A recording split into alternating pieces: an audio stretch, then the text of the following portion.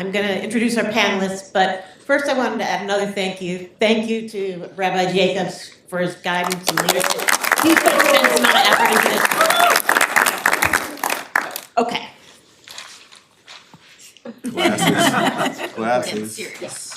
Okay. Start with Helayne. Helayne Loeb is a volunteer for the Kosher. It's not on. That's not bad.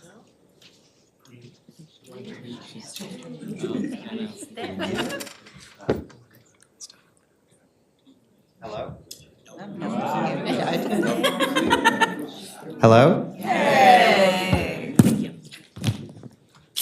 Homiletics. Okay, in our first seat here, we have Helayne Loeb. She is a volunteer for the Kosher Food Pantry and a member of our congregation. Helayne was a bankruptcy paralegal for 40 years, 32 of those years for the federal government. She's a 5-generation life member of Hadassah, and she's been volunteering for the food pantry on a regular basis since she retired 5.5 years ago. She has also volunteered for the Hebrew Cultural Gardens and the B'nai Asher Kitchen. Next, we have Joel Fox. Joel is a volunteer for the Cleveland FoodBank, who is a member of their speaker group, education board, and advocacy board.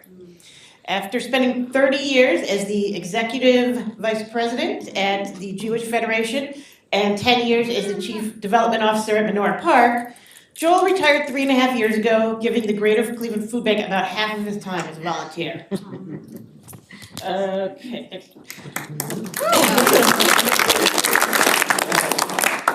Next, we have Lynn Braun-Lilenfeld. She serves as the Director of Outreach at Maisel, where she's worked since 2015. Grounded in Jewish text and tradition, she seeks opportunities for education, collaboration, and civic engagement with the goal of weaving a commitment to advocacy into the communal fabric of synagogues and schools. Prior to joining Maisel, Liz worked at Jewish World Watch, rallying the American Jewish community to arrest genocide and mass atrocities, again, via advocacy. And she's a native Clevelander who's never been here. Naomi's next. Naomi joined La Cocina 5 years ago, initially working on the community engagement for the municipal marketplace, the country's first women-led food hall. In 2023, she transitioned to manager of partnerships and impact, where she's been instrumental in formulating La Cocina's consulting arm, helping organizations worldwide create sustainable and equitable incubator programs.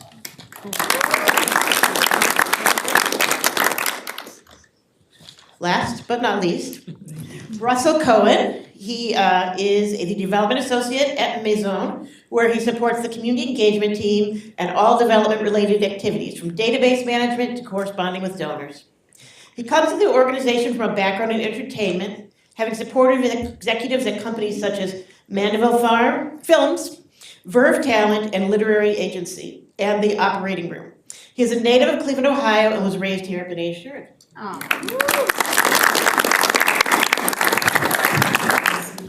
I'm also going to ask that everyone save their questions till the end, just so we can make sure everybody on the panel has time to answer them. We are going to save a nice chunk of time at the end so everyone can ask their questions. Okay. We are pleased to have 4 organizations represented here. Can you briefly share the missions of your respective organizations? Okay. Hi, good Shabbos, everybody. Thank you for being here. And before I forget, there are some flyers on the table by the side there for the Kosher Food Pantry, since it is local, and you guys are local, and hopefully everybody can come and volunteer and help out at some point. Anyway, the mission is to see that any Jewish and non-Jewish person in our community has access to healthy and kosher food. So they emphasize healthy, so we don't give out junk food. And it was started with helping the incoming Jewish Russian immigrants, and then partnered with the Greater Cleveland FoodBank when it grew. There's also Jewish programming for the Russian seniors in order to connect to their Jewish heritage. The mission of the food bank is to ensure that our neighbors have the healthy, nutritious food they need every day. Ever hear that before? So, but we're the general community organization, and we approach that mission in 3 planks. Food for today, because when someone's hungry, we have to take care of them today. And food for tomorrow, so we connect people to benefits that are available to them. We have a whole team who spend all day helping people get their benefits that they are deserving of.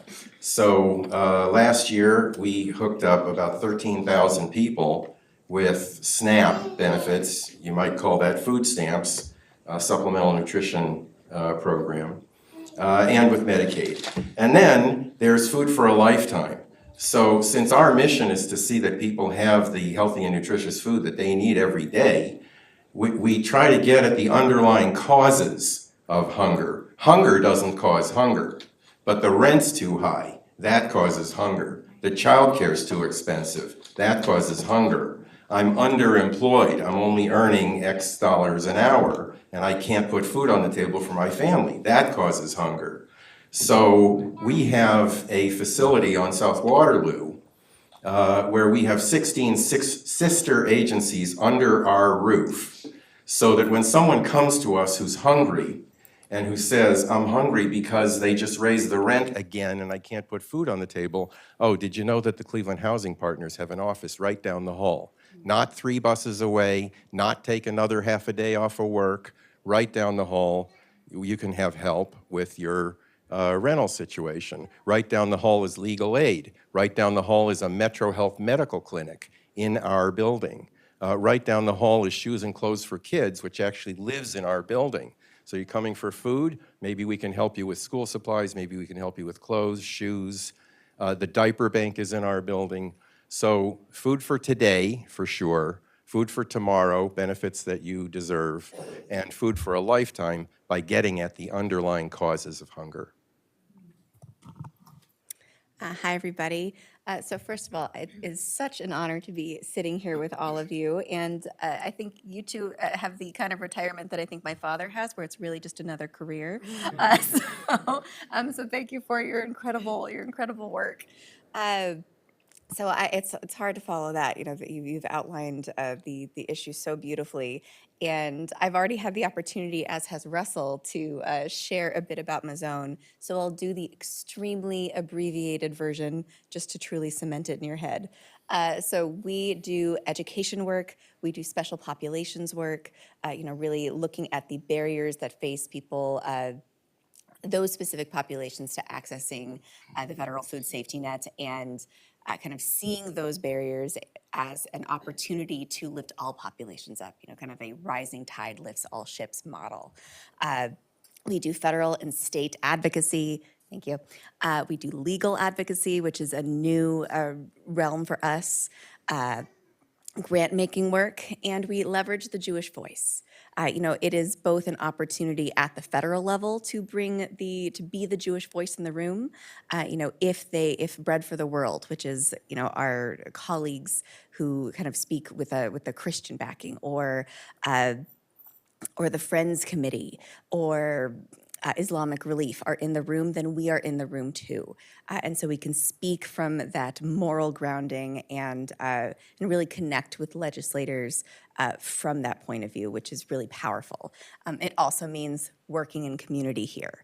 And so we want to kind of bring that education, bring that power into congregational spaces, into school spaces, to organize and work to kind of create those relationships with legislators in that way as well. And also, and I don't know I didn't speak about it earlier, I don't know if Russell did last night, we also work in Israel.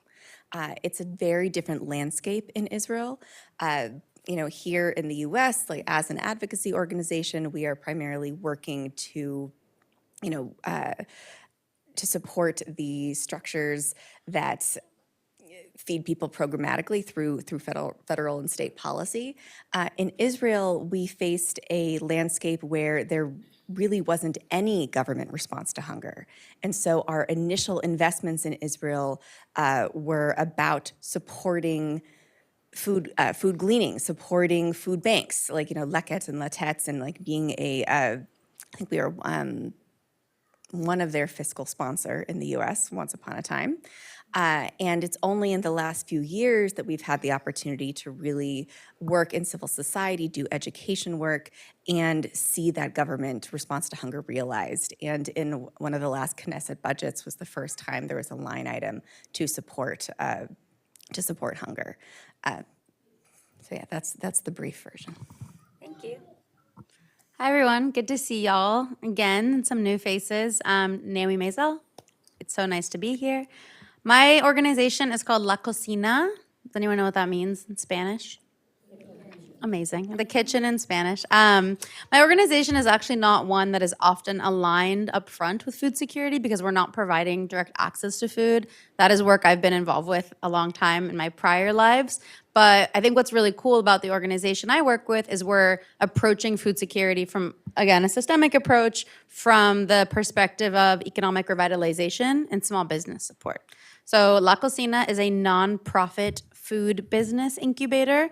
We work with low-income women of color and immigrant women to grow and formalize food businesses. So we provide, in order to do so, we provide access to affordable commercial kitchen space, which is a requirement for folks starting a food business, as well as access to industry-specific technical assistance, which mostly encompasses navigating the many permits and fun regulations that it takes to start a food business, but also encompasses building out a menu and pricing and hiring and HR and everything under the sun. So we support people as they grow their businesses and open restaurants, food trucks, et cetera.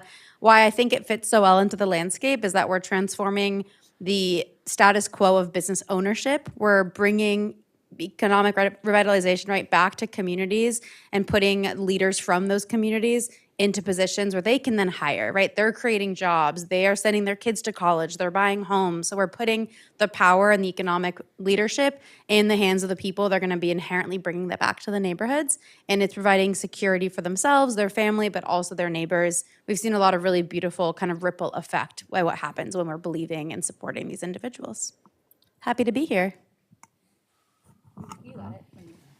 I also work at my zone, and Liz put it beautifully. So,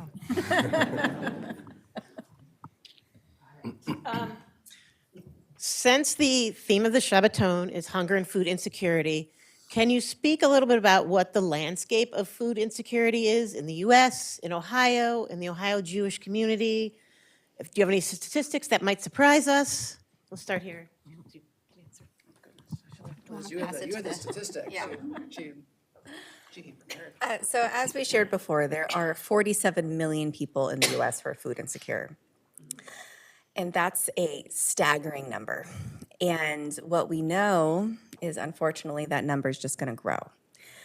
The latest budget, reconciliation option that is before us, we've heard that it's actually going to come in front of Congress again this week, but the scuttlebutt in Washington is that nothing's going to go through until fall. We shall see. But the current suggestion on the table is that the USDA's budget is going to be cut by $230 billion over 10 years. That's going to have catastrophic effects to SNAP. So SNAP is the Supplemental Nutrition Assistance Program, formerly known as food stamps. And we know that that is going to put so much pressure on our colleagues in the charitable food sector. I had the pleasure of looking at the Ohio Association of Food Banks legislative playbook, so stealing over from my neighbor over here, and they cited that for every meal that the Ohio food banks provide, 9 meals are provided by SNAP. And so if we cut SNAP at all, by any significant percentage, that is asking for our food banks to fill a gap that they cannot fill. And so we need to do everything that we can to protect strengthen these programs. But I do have some stats on Ohio, but you know them better than I do, so I'm going to pass the mic. Well, I'm going to be a little more local than that. But let me stay with Liz's very first comment first. 47 million Americans are living with food insecurity.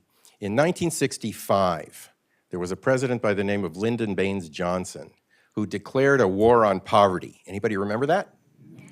You're all too young to remember. That was 60 years ago. 60 years ago, what do you think the percentage of Americans was that were living below the then initially created poverty line? What was that percentage? 12%, 60 years ago. What do you think this percentage is, 47 million Americans out of 300 and some thousand? It's about the same number, 12 or 3%. In 60 years, we have made zero progress on reducing the number of the percentage of Americans who are living under the poverty line. What's the poverty line? For a family of three, let's take a typical mom with two kids, single mom with two kids. For a family of three, the poverty line is $25,000. $25,000 requires a $13 an hour job to produce that amount of money. You still qualify for food stamps at $33,000, which is $16 an hour. Now, our geniuses in Columbus are fighting, we're not supposed to talk about politics, are fighting against the effort that you're all aware of to raise the minimum wage in Ohio to $15, right? Everybody thinks that raising the minimum wage in Ohio to $15 over 5 years would be nirvana. Well, guess what? Today, $15 an hour, you qualify for food stamps. So we're not in a good spot. The Cleveland numbers, well, okay, I will give you Ohio. So if it's 12% in the country, 13% in Ohio of our neighbors live at or under the poverty line. 16% in the county live at or under the poverty line. The city of Cleveland is the second poorest major city in the country, with 33% of our neighbors living under the poverty line. But we actually do win the prize when you look at child poverty. 45% of the children living in the city of Cleveland are living under the poverty line at those dollar amounts that I just gave you. And it makes it practically impossible to make ends meet, which is why there's such a dramatic need for our kinds of services. I had the most fun with the question about numbers that surprise you. So let me give you 3 numbers that I think are going to surprise you. Number 1, the food bank last year, the Greater Cleveland FoodBank, through our system of 1,000 organizations that distribute food. The Kosher Food Pantry is one of 1,000 sisters in our area who distribute food bank food. The churches, the other food pantries, the homeless shelters, the boys and girls clubs, the schools, etc. 1,000 distributors of food. Through that whole system, last year, the food bank actually touched 424,000 of our neighbors in the 6 counties that our food bank serves, Northeast Ohio plus Ashland and Richland. $424,000, 1 in 5 of the 2 million people who live in our region. So on the one hand, that's a terrible number that we need to provide that level of service. On the other hand, I'll repeat a number that I gave to the group last night. We are actually delivering service to 85% of the people in our 6 counties who qualify for food assistance at 200% of the federal poverty line. We're actually touching 85% of the people who need our help. A good food bank in the country is touching 50. Great ones are touching 60% of the total number of people in their areas who need help. Your Greater Cleveland FoodBank actually served 85% of the people who qualify for our services last year. That's a number that continues to surprise me and that I'm very, very proud of, and you should all be proud of because you make that possible. Another surprising number, of the top 10 occupations in Ohio, the 10 occupations that employ the greatest number of people, only 2 of them pay a living wage: registered nurses and managers. The other occupations, you can guess what they are, you know, cashiers and order fillers and those guys. Of the other 8 biggest occupations in Ohio that don't pay a living wage, 4 of them pay wages that qualify for food stamps. I have a favorite story that I really shouldn't take the time for, just very quickly. Mrs. Walton, right? Sam Walton's, what do you call it? Person who lives longer than their spouse. Widow.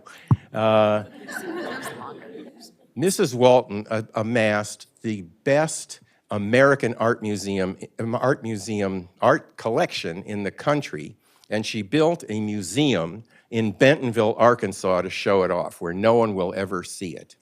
Hundreds of thousands of Walmart employees qualify for food stamps.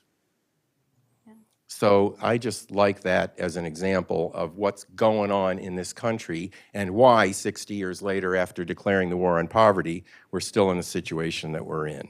Okay, next surprising number.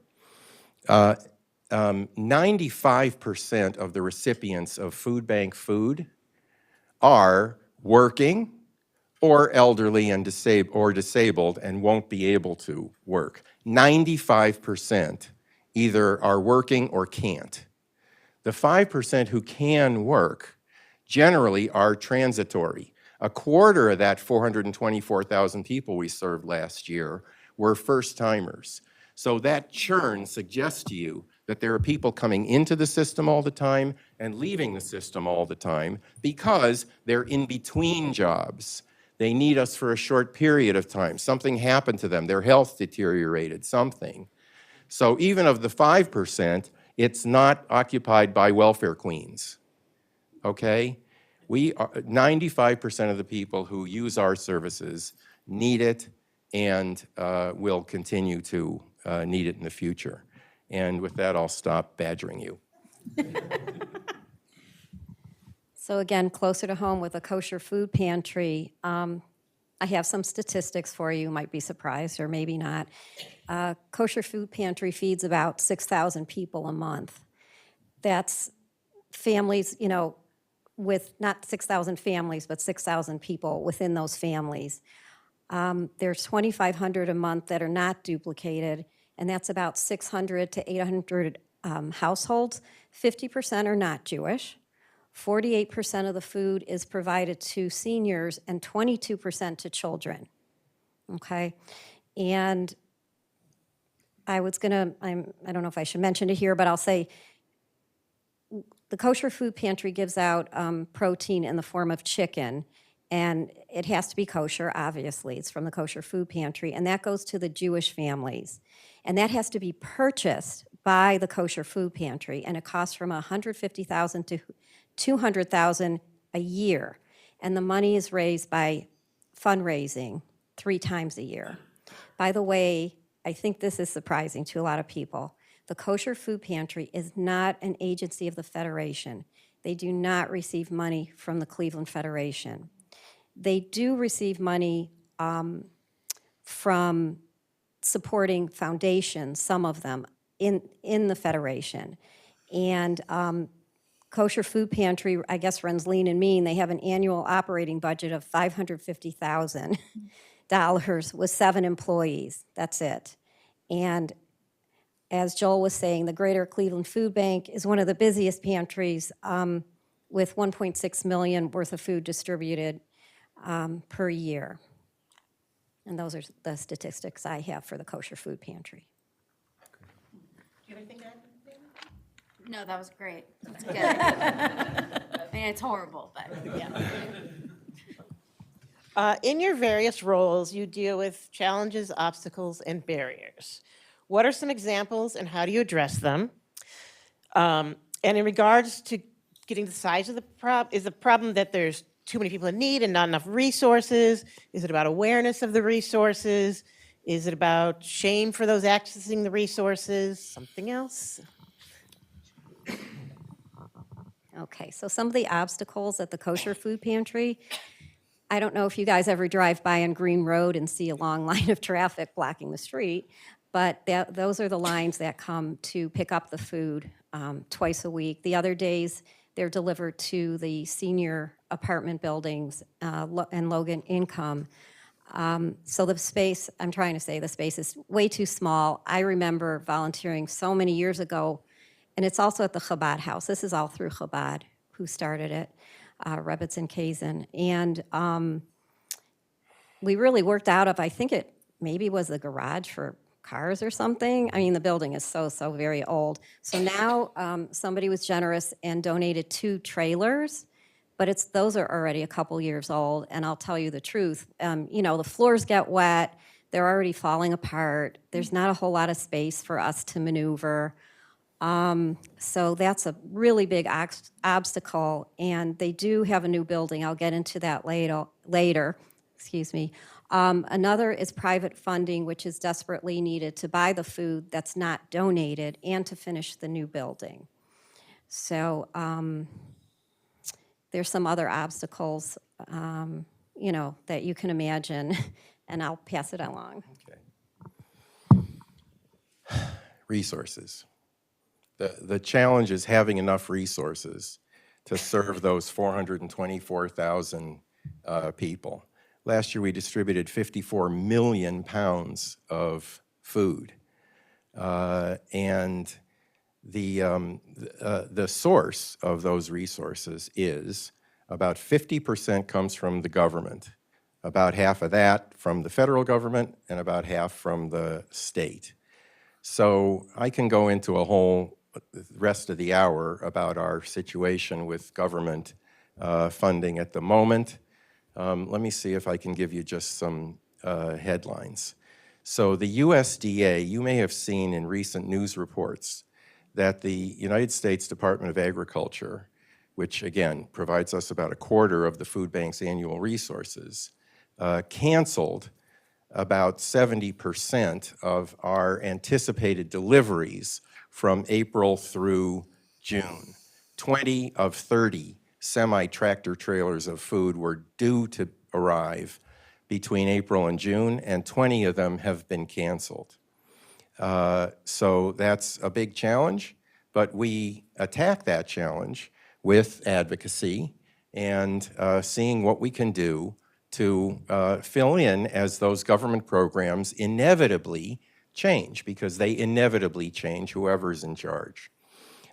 So somebody at USDA, a friend of the food bank system, went back to an old law. There's Section 32 of the Agriculture Administration Act from many decades ago that allows the USDA to use their customs fees to encourage domestic consumption of agricultural products. So we're now working on a program where we believe that Section 32 funding will probably replace about half of the losses that you've been reading about in the newspaper. We have always been a bipartisan issue in government. Republican administrations, Democrat administrations, legislators, staffs, everybody.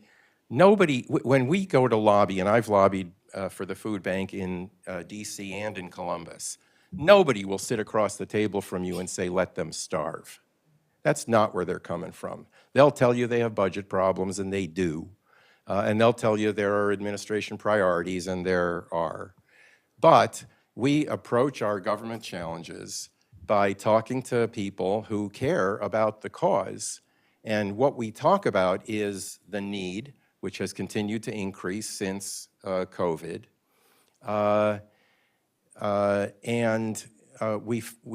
We always also talk about the fact that our activity is good for farmers. Ohio's #1 industry is farming. I don't know if you Californians know that. Is there any farming in California? Absolutely. Is there really? I didn't know that. market's year-round, I did not know that. Ohio's #1 industry is farming. So the legislators want to be seen as supportive of farmers, don't want food to go wasted, and want to encourage farmers to be growing stuff in the available land. So those are the issues that we use to get at the challenge on the government funding side. About 20% of our food comes from the industry, and the industry is severely challenged. By the industry, I mean, when you come to the food bank, you'll see thank you to Dave's Supermarkets, thank you to Heinen's, thank you to Giant Eagle, thank you to Aldi, thank you to Meijer. They are all fantastic in giving us their soon-to-expire stuff. Where's Sheila? Is she here? Good. I'm not good. We love Sheila, of course. But the industry is terrific to us, and in some measure, there's a thing called Bimbo Bakeries. They're not an American company, but they're Entenmann's, if you've ever heard of Entenmann's.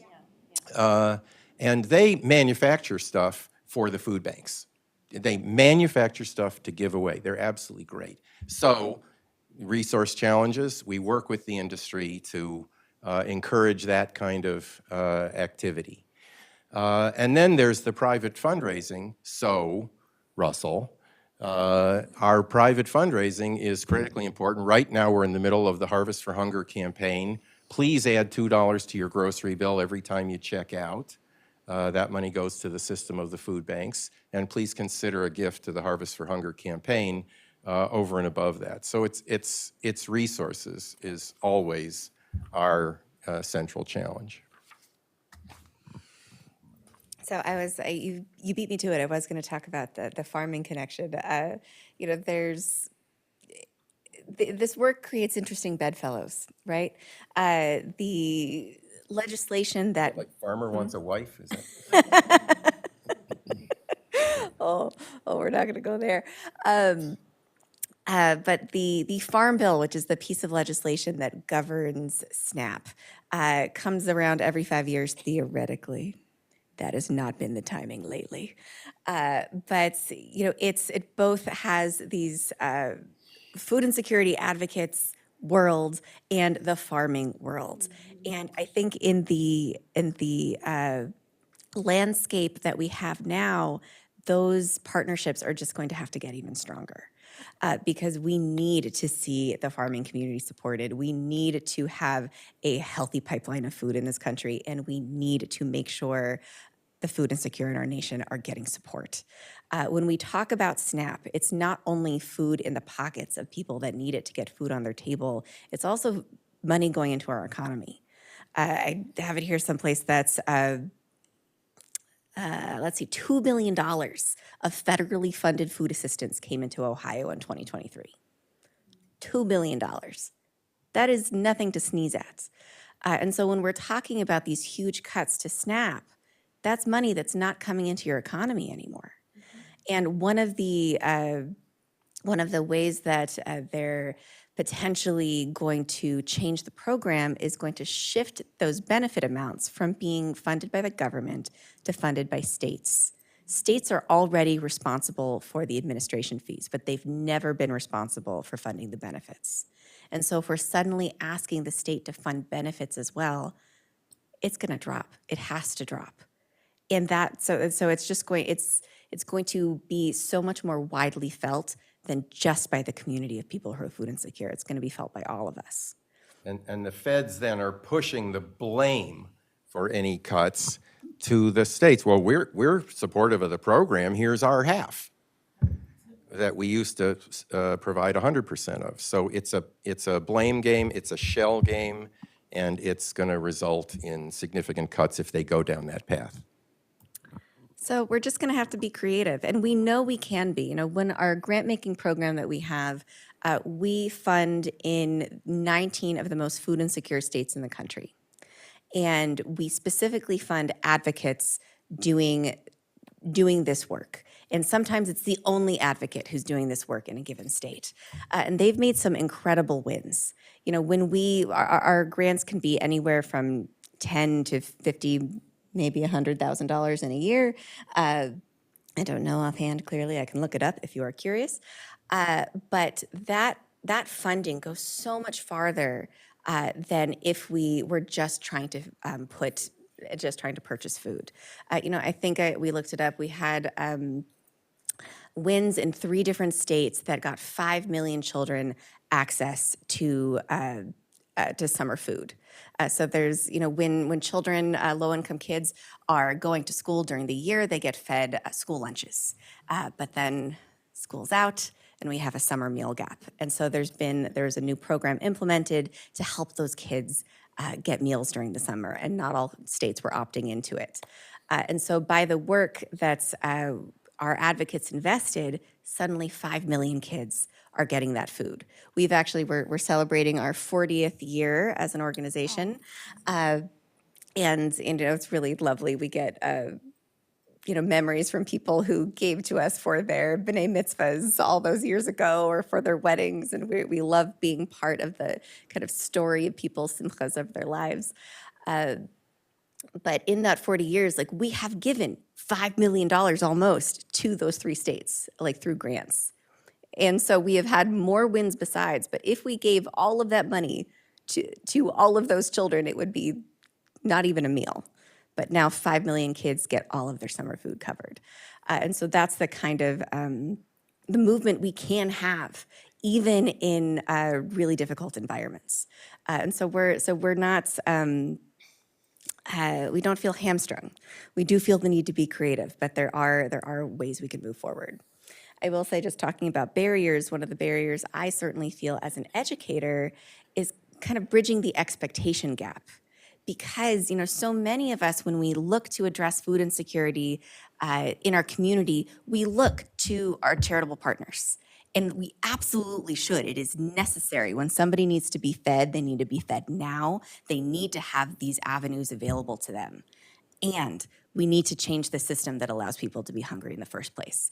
We need to make sure that our partners on the ground have the resources they need to help people when they need it, and are not fully supporting everybody's food security needs, because it's just a burden that they can't handle, and we shouldn't ask them to.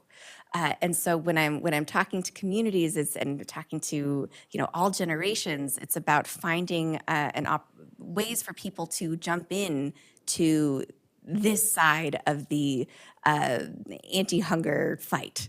And there are opportunities. We're going to get there. But for now, I'm going to pass the mic. Thank you.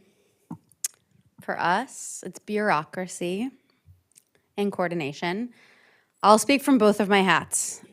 From the part of me that's worked with food insecure populations more directly, I need people in the room to honor the questions that might be coming up for you. As my fellow panelists said, we've made 0 progress. So I imagine you could be thinking, well, then what are y'all up to? You know, if it's not working, then why are we funding these programs, right? And I think that's like a very real feeling. And I ask myself that sometimes as well. The biggest takeaways that I've garnered over the years, especially from the nonprofit staffing agency that I spoke about last night, if you were present, and if you weren't, I used to work for a temp agency that put to work folks who were experiencing homelessness or had just been released from the carceral system. People don't want to be in this situation. I mean, it's such a misnomer. The welfare queen myth is based off of one woman who was very spicy and had a fun time. But it's really, really rare. And more importantly, as Rabbi Josh mentioned last night, we're not instructed to be inquisitors to the folks that are asking for help. We're just instructed to help. And I need people, as you start to feel those doubts, I think you should honor them if that comes up for you, and be curious rather than judgmental, right? Why aren't folks getting jobs? I worked with people every day working so hard to get and keep a job, but there's no childcare, there's no consistent housing. Okay, finally, I got my sister to watch my kid. Oh, but there's no transit from where I live to get to the job on time. Okay, I'll get up at 3 a.m. so I can take 3 transits to get there. okay, I got there, but shoot, I'm staying in a shelter right now. The shelter's curfew is at 7, and if I take this job, I can't get back to the shelter on time, and then I'll get kicked out. What do you say to them? I mean, geez, yeah, don't take that job, God. There's so many barriers for folks in these situations, and I just, want to be abundantly clear that for the majority of people that I've ever worked with, the barriers that the systems we've put in place are extremely difficult to navigate. I'm so excited to hear that the food bank here has a coalition of service providers in one space. I don't want to jump over that. That's huge, right? It makes all the difference to tell someone, come back tomorrow, come back Tuesday, when it was literally impossible for them to get there in the first place versus saying go down the hall. I think really working on making these services easier to access, easier to bundle, easier to navigate is huge for this industry, because we do have so many social services out there that are being funded. We certainly need more. We need to continue funding them, but I really want to see better coordination between everyone to make it simpler for the folks trying to navigate the system in the first place. And that kind of leads into my other hat, which is supporting small businesses. Because I've seen how challenging it can be to rely on these services, I've gotten really excited about entrepreneurship, especially for folks who might not have access to jobs in a typical way. Entrepreneurship is an amazing pathway for folks out of poverty to not only bring themselves out of that space, but bring their families, their colleagues, their community. And yet again, bureaucracy gets in the way. Do any of you own your own business, or have you? It's hell, right? I mean, they don't make it easy. Sorry, it's Shabbos. They make it, it's almost like as if you're disincentivized. And I understand it comes from, people trying to protect systems, but those systems are broken. It is so incredibly hard to start a small business and to do the good work that the city and the government and the communities are telling you to do. And I would love to see that bureaucracy be simplified and to see more trust put in the people trying to do good, trying to get jobs, trying to build businesses, because when you give people those resources and access, they usually thrive and they do really cool things. And I want to see all of us getting a bit more curious about how we can give them, empower them and give them the resources to move forward in that way. So, yeah. I guess just building off, I think, points that Naomi and Liz said, I feel like one important, barrier or obstacle to overcome is just changing people's perception of who is hungry in this country, what hunger looks like. Naomi mentioned last night, one of the most hungry populations, I think 1 in 3 college students are food insecure. Veterans, military families, there are food pantries outside every single military base in this country because so many families serving, they barely have enough to make ends meet. If you're a spouse of someone serving and you may get transferred, how do you get and sustain a job and have to, if you have kids to raise? So right, there's just, it's not just the sort of stereotypical person on the street. There's people who need these systems, who need the benefits of SNAP and other programs to be able to kind of keep things going. And similarly, it's not just, I have nothing to eat. It could be people who, they can't afford fresh fruit. They're buying a can of tomato, or, that they're spacing out over the week because that's as kind of close as they can get to fruit and vegetable on the budget they have. So again, it's just sort of making people aware that hunger has all these different faces. It has all these, it's not a one-size-fits-all issue at all. And as Liz said, we have to be, therefore, creative in the solutions and think about, how do we address it for veterans? How do we address it for college students, for single mothers, sort of each group? You have to, figure out the best solution. Thank you. One last question before we open up for questions. What can we do as a community to get involved and make a difference? Well, here in Cleveland with the Kosher Food Pantry, you can volunteer. The flyers have the websites. You do have to sign up. I know that the spaces are taken. We have a really dedicated group of people who come Sunday, Tuesday, Wednesday, and Thursday. But there's also another group. Those are the people who help pack the food in the bags on Green Road. Then there's another group of people who go to the 11 low-income apartment buildings where it's delivered on Tuesdays and Sundays. There is a drive-through on Wednesday and Thursday where we pack the bags, and then people line up on Green Road and come through and pick up the bags. And I didn't know this till now. There's also a distribution at Tells Yeshiva in Willoughby to 40 families, which make up, as you probably can guess, a few hundred people. They have a lot of kids. And there's 4 outdoor pantries during the summer, which you can sign up. And that's where everybody comes to shop. So we don't give them a specific bag. They can go through the pallets and then take what they want, and whatever they don't want, they just move on to the next pallet. Please let me know if this is correct. I was told that the Kosher Food Pantry is the only partner of the Greater Cleveland FoodBank that goes door to distribute food.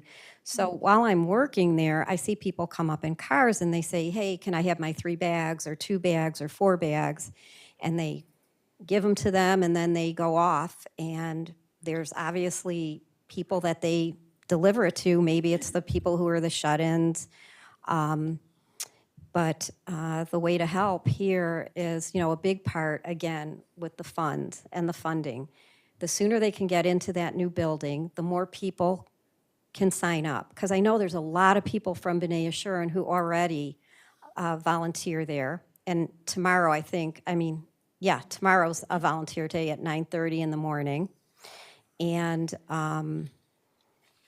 so that's one way to volunteer to help pack the bags. The other way, big help, obviously, is they need the money to finish the building. I think they're looking for another $1 million. So it's an old funeral home, if you don't know it yet, on Mayfield Road. So obviously the whole interior kind of has to be redone, and they have to build a warehouse. And then from there, they want to also maybe make meals for people. They also want to have dinners for people. And as soon as they can get the bigger facilities, then more of us can volunteer, and they can get to serving more people in the community. Can I grab the mic for 1 second? Certainly. Thank you, Helayne. As Helayne mentioned, our Chesed committee, which is our caring committee and our volunteering committee, has several regularly monthly places where we volunteer at, cooking for Ronald McDonald House and several other things. And one of our regular things is, I believe it's the first Sunday of every month at 9:30, we have a team of B'nai Yeshurun volunteers. Harriet Rosenberg-Mann is among them, and I think others in this room. So you can come and join us once a month. Just register with us because, as Helayne mentioned, there is a current space limit, but it's always a very fulfilling and meaningful opportunity to give back and to provide for hunger. So look on our Chesed website. Yeah, I don't know if you're the only one going door to door. We have, at the food bank, sometimes we see lined up cars from DoorDash because we have an arrangement with DoorDash that they deliver in the inner city for people who are homebound. So how can you get involved? Number one, there were 15,000 individuals in Northeast Ohio who volunteered at the Greater Cleveland FoodBank last year. That's the food bank. There are tens of thousands more who volunteer in the 1,000 distribution points. All those churches have huge numbers of volunteers. Certainly our Kosher Food Pantry does. All the schools have volunteers. All the libraries have volunteers. There are tons of places, and if you're looking for a place that's convenient for you, call the food bank and say, what facility am I close to? And then call those places and offer to volunteer as well. But certainly at the food bank, I'm a nutcase because I'm involved in direct service volunteering. I break down 800-pound pallets of cauliflower into useful 8-pound packages, and literally make meals and repack stuff. When B'nai Yeshurun collects, 11 jars of peanut butter and 16 boxes of Cheerios and 4 pounds of spaghetti, think about that on a global basis among 2 million people. We've got volunteers who break all that stuff down and put it into useful packages for the people who actually distribute food. So volunteering, number one. I mentioned the Harvest for Hunger campaign. I mentioned your checkout line opportunity in the grocery stores. Please take advantage of that. $2 every time you shop, which goes a long way, obviously. But advocacy. If you're looking for something that you want to do this weekend and Monday because you're bored, on Tuesday, the Ohio House is voting on their version of the next biennial budget. The governor's draft budget recommended a $7.5 million cut in the state budget that supports the farmers and the food banks. And there's a resolution in the House budget to be considered on Tuesday that restores $5 million of that $7.5 million cut.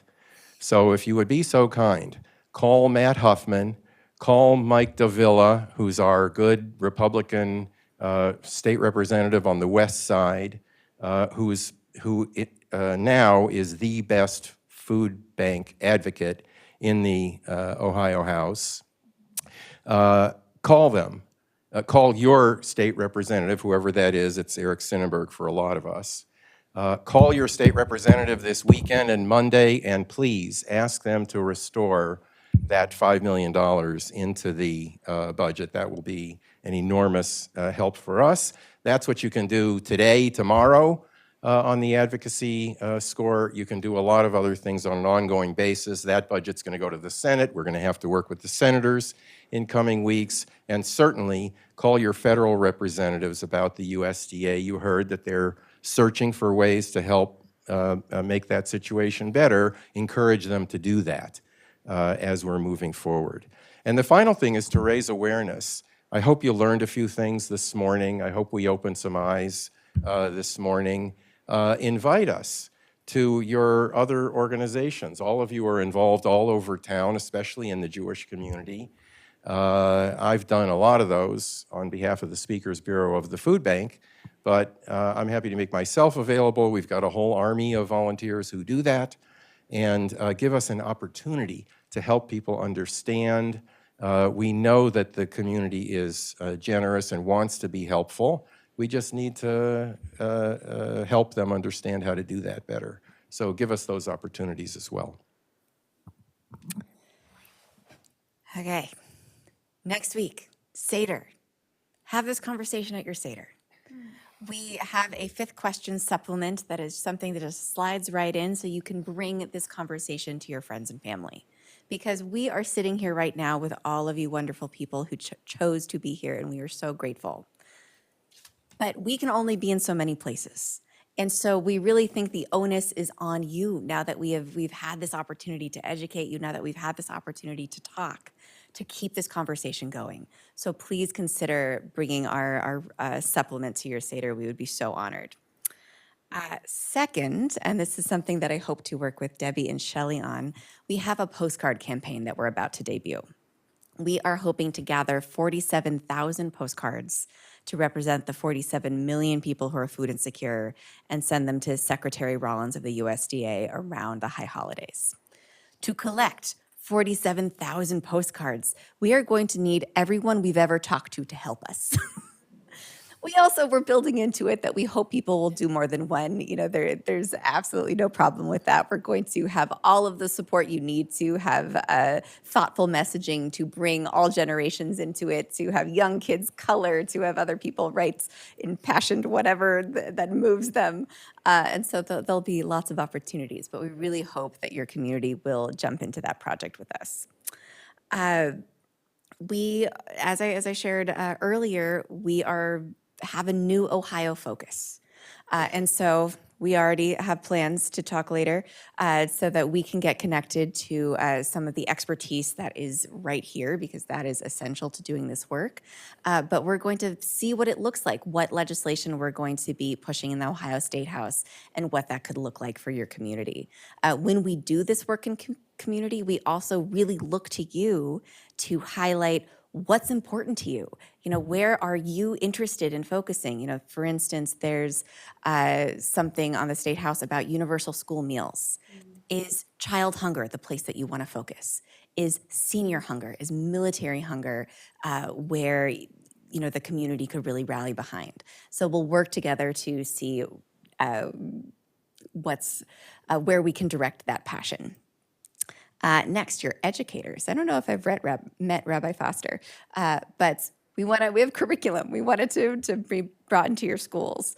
And for my fellow organizations or anyone else that this could, I feel like it would be of interest or appropriate, we have this incredible resource called the Hunger Museum. It's a fully virtual museum, but we worked with an architect to do full renderings of what it would look like if it were real. And so you see the edifice of the museum, you see the gallery, you go into exhibits. I didn't design it, so I can say it's very cool. And it tells the history of hunger in the US for the past 100 years. It tells how we almost solved hunger at the end of the 60s, early 70s. Hunger, we cited that number that hunger was 12%, is now 13, 14%. We got hunger down to 3%. We've been there. And that was because we had an incredibly strong safety net. And so we can tell that story and hope that spurs action.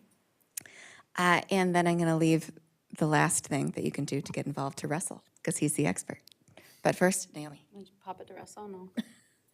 The last thing you can do is donate to Maisel. We actually have Passover e-cards. So if you want to pair those, send them to your friends and family.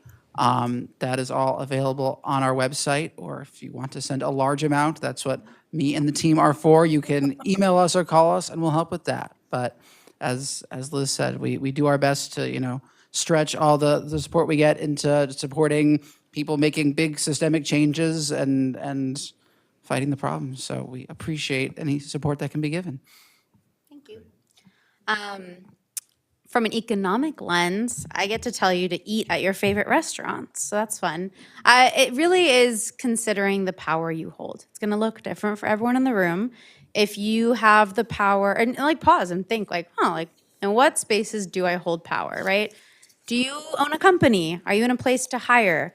Consider the person you're hiring and the communities they have. Is this a person from a group that might not otherwise get those opportunities? How can you support them? If you have money to spend at restaurants and you go out and eat in your community, consider where you're eating. Especially I'm working in San Francisco and California. I have so many friends lament about, that cute Ethiopian place in the corner closed. I'm so sad. Did you ever eat there? It's hard. It's not just our responsibility. As I've mentioned, I'll harp for days on government's responsibility, but it's really important for us to shop where we want to see thrive. I think a lot of people can't recognize their connection because they're just one person, but as the person behind the ledger looking at all of our numbers every day and closing our books, it's actually all the difference, right? That's what we're doing when we're creating small businesses. We're trying to serve our communities, and if you don't come in to be served, we will not be able to serve you, and then we will not thrive. So if there's places you want to stay in business, you need to be their business. And it's also a really delicious and fun way to give back. So it's kind of a win-win. And, donate where you can. If you have additional money, I would say voting is obviously a power that many of us have. A lot of people don't have that power. So consider yourselves lucky for that privilege and vote for people that are going to make the legislation that supports all of this work. If you're like Sheila and you're pissed off about the laws around expiration dates, as I surely am, then you should vote for the people that align with you are going to put legislation in place, and the people supporting that legislation getting passed to give them additional power to do so. So, yeah, fight with your dollar, eat with your dollar. It'll all go well. Thanks.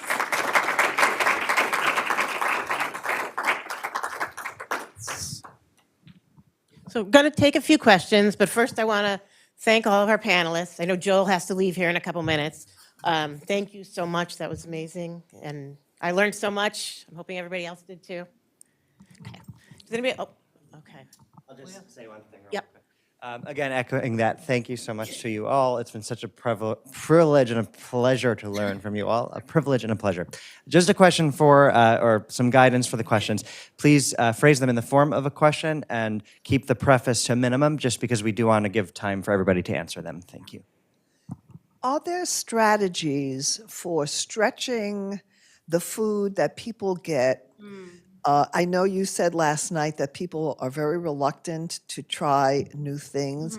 Have you ever tried having samples of something with quinoa or something with beans and say, try this if you like it, here's a recipe card? Because, and the thing, I guess for certain areas where family planning can't be done, or people choose not to do it, and where the mothers are forced to stay home to take care of multiple kids. If things continue the way they do, with all the cuts, I can't imagine how it's going to pan out. Yeah. So in the building I was talking about, where we have all of our sister agencies right around us, in the lobby while you're waiting, we have a prep kitchen, and our nutrition staff make items using what's available in the market that day. So as a volunteer helping people shop, I get a lot of questions about lentils. I get a lot of questions about spaghetti squash. I have no idea what to do with that. They're outside making delicious things and letting people sample using those less familiar products as people are waiting. So it's time that might otherwise be non-productive that we make productive exactly your way. Yeah. I could just add, great question. One of my favorite things I've done in my job was last year, there's a mothers group in my community, and they're learning English. They're all immigrants. And we co-opted one of the English classes to also be a cooking class. So we brought our chefs in, and as the folks in that space were learning English, they were also learning how to cook. And yeah, we did exactly that. We asked, like, what foods do you get from the food pantry that you don't know how to use or you feel intimidated by? It's always kale. I don't know why, it's always kale. And then we cook together and teach people how to do it. And I would say it's also, for me, what was described about the samples is so important. And then I love to go a step further and actually get people cooking, because there's a physicality to it that's really uncomfy if you're not familiar in the kitchen, and people get really excited about it. So if you have a friend that doesn't know how to cook, you should offer to teach them. It goes a long way. Sorry. Come back here. So this might be slightly off topic, but it's regarding the food supply and the climate change and how that's varying the agricultural harvests in different areas of this country. And so have you seen that to this point affect things from year to year, or is it more a future issue?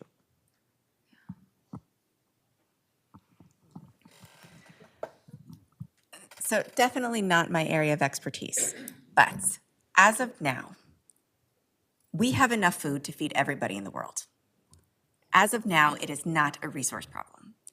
It is a distribution problem. It is an access problem.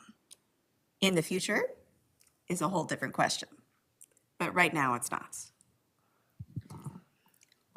I would say that yes, and what it is affecting right now is the prices. Yes. So agreed, we have enough food, and food prices are going up.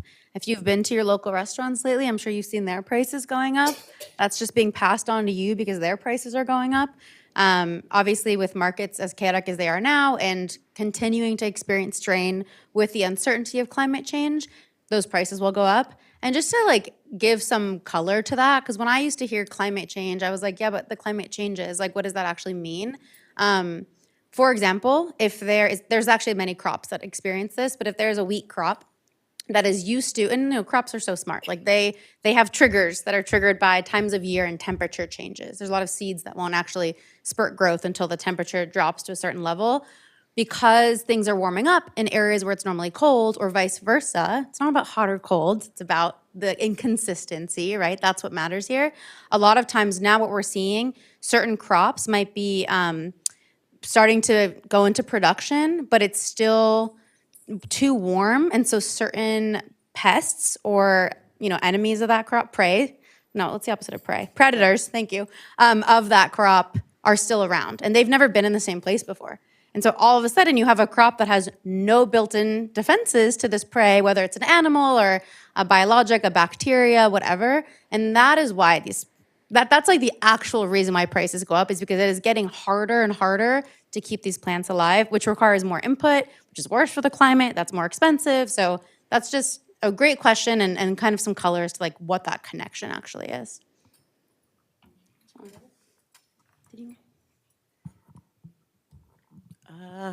Come over here. Hi, my question more is in the realm of like a mathy. So I know you guys stated that in the 60s that, and now we're at 12%. I'm just curious as what's the population difference between the 60s and now? Because 12% of 5 million looks different than 13 million versus 3 million.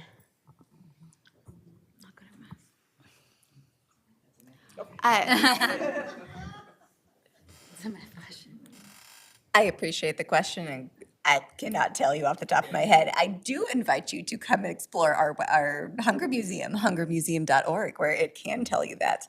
If you also come up to me afterwards, I can leave you my card and I can email you, because I knew that number. I just do not currently know that number. But so we're at about 340 million people in the U.S. And so certainly the size of the food insecure population has exploded. Like, we have a significantly larger population now than we did then.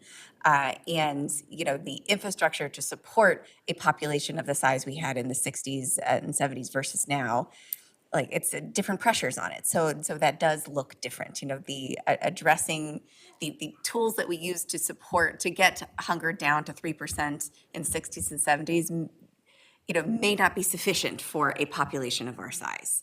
But that's just asking everybody that's working adjacent to this issue to, again, be creative and thoughtful.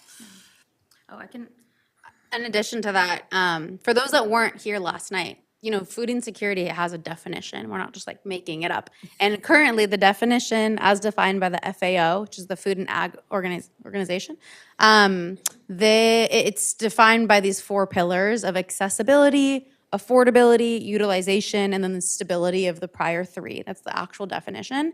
But the original definition in the 60s looked much different. And post-war time, it was obviously about availability. Because if you think about that time, right, post-war, it was a huge issue with access and the markets and distribution. And so inevitably, this challenge should also change, right? Like it makes sense that food insecurity looks different now because family systems look different, where there is a societal and cultural expectation that both parents are working, that kids are going to school, that people are eating out more. I could talk your ear off, my poor friends know, for hours about all of the ways that our home lives have changed. And that makes actually a huge difference into our experience of food. We don't grow our own crops as much anymore. We're not preserving. We've lost a lot of the knowledge about how to do things like bake bread. So we're actually much less resilient and much more reliant on these systems, which can only further that process. So those numbers have changed because we have changed. I'm going to take one last question over here. You've all said that your greatest need is funding. If somebody has to make a choice between donating to a food bank or donating to Maisel, which is an advocacy organization, to which one would you give priority? Fight you. Trying to pit us against each other. The Hunger Games. That's a really good question. Of course, I'm going to say the Kosher Food Pantry because it's local and it's serving our community. And it's so important. Plus, with them, purchasing this new building, they don't have the funds right now to complete it. And they'll be able to serve so many more in the community. And there's going to be so much more opportunity for volunteers once they get that building up and running. Listen, I would be honored. I would be delighted if you donated to Maisel. We would be thrilled with that kind of support. But delightfully, I am not part of our development department. I am on the education team. And so I don't just want your funds. Like, it does help support our work, but I want your time. I want your energy. And I think that is just as important. And so, and one of the things that we do teach around is that we're teaching skills. When we do an advocacy training, yes, of course, we would love everybody to become advocates for hunger. Now I am distracted by Noah. She's going to be our next little advocate. When we're teaching advocacy training, it's skill building. It's how you build these relationships with legislators, and how you find out who your legislator is, and how you examine legislation and think about what's going to benefit your community, how you make those priorities, how you think about your personal theories of change and how you want to interact there. But ultimately, we just want you to be involved in this work. So yes, it would be wonderful to support us organizationally, but I think that can happen in a number of ways. I mean, my hottest take is that I wish that we didn't have a society that relied on philanthropy, right? That's why I'm in entrepreneurship, because I'm trying to build from within the systems we have so that no one has to rely on the generosity of others in that way. Because I get frustrated when I'm at the grocery store and someone outside is like, please donate to women's rights. And I'm like, oh, I can't. I need to buy soup. It's hard. We all have needs. And I do think it's really beautiful. I think it's a really beautiful, sentiment, obviously, to want to support one another. And if you do have the funds, I'd agree, give locally. And I would say give to whomever you want to build a relationship with. Because as a nonprofit, the people that support us most are the ones that we can rely on. So if you can give to one place and show up to their events and get to know the people, that makes such a big difference for us, because we know that you're part of our community, we can start to rely on you. But I would say, just to reiterate, rather than, donate to us if you want, but, buy our gift boxes. We have flyers over there, support the businesses, because that is going to be a sustainable structure that they can operate within, and it's building towards something, which we ultimately are most excited about. I guess from here's what I will say. One of the very fortunate, or I think I guess my zone is very fortunate about, is that yes, we do have some very large donors, but we also, I think, I don't know the numbers, but I think more than the average nonprofit organization, we are sustained by a very large number of, mostly Jewish donors around the country who are perfect, very small amounts. We are happy with whatever support people can give. So I guess my thought would be, if you are in the position, we would happily take half of whatever you're thinking, give the other half. Whatever support we get constantly, daily. We're getting $5 gifts, people taking a few dollars off of a paycheck. Whatever. Again, the size. We appreciate the relationship. We appreciate the support, and it adds up, however much or little it is able to be at a given moment. So, do both if you can. Just to provide context, it actually wasn't a hypothetical question.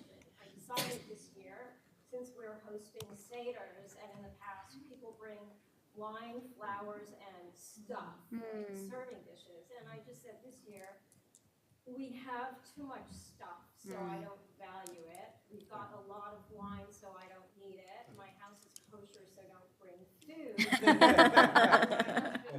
And flowers, I have to take care of them, and it's a pain in the ass. So my husband and I was going to send out an email telling people to make a donation to a food bank. That's awesome. Somewhere. And somebody asked me today where I would prefer a donation to go to a food bank or my son. So I asked you to I feel like a family of 5 different children. Yeah. Your mother doesn't love only one. You love all 5. Right. And you figure out how to give all 5. There you go. That's not the important thing. The important thing is that they're still on your radar and in your checkbook or in your R&D.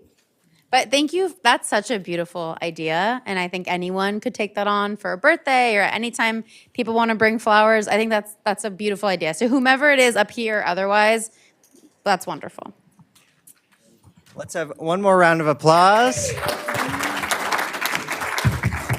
Thank you so much again from the bottom of our hearts to Russell, Naomi, Liz, Helayne, and Debbie for moderating, and to Joel who had to step out. And most importantly, of course, thank you to all of you for being here to support Shabbatones like this. Noah learned a new word today. It's definitely going to be her first word, I guarantee. Food insecurity. What? And again, we want to invite you all to now apply everything that we've been marinating in this weekend from last night to now, everything we've learned. Hopefully we're feeling inspired and doubling down on our Jewish commitments to combat food insecurity. Hopefully you'll join us now, putting it into action tomorrow for Good Deeds Day and our Kosher Food Pantry volunteerism. And what would you like to say, Noah? She says Shabbat Shalom, everyone. Thank you so much. So freaking cute.